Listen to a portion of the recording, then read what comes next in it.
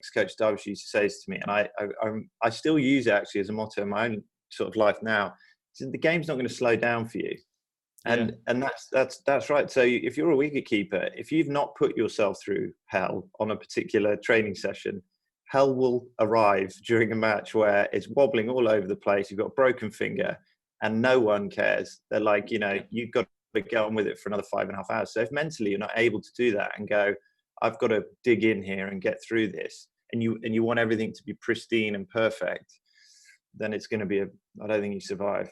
That's such a good point. I think of all the keepers that I played with, and their fingers are just shot to pieces, and the players that you see, like what they go through, the stitches they're putting on, and you were right that not only you might get that on the first day, you've got 4 days to go, so you've got 4 days to contest with, and do that with a broken finger, you can't come off.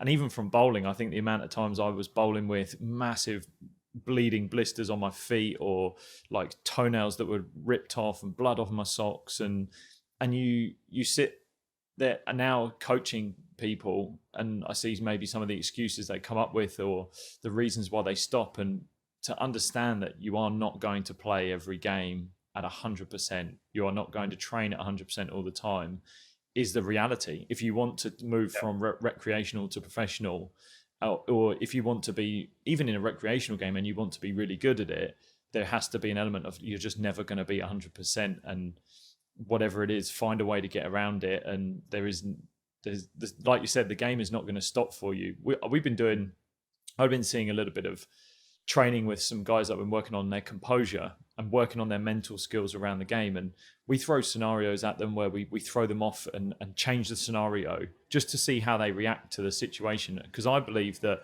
you cannot change the scenario you're in, you can only change how you adapt to it. It's like in a game, you can't change what someone else does, only you can change to how you react to that situation and what you do in that situation.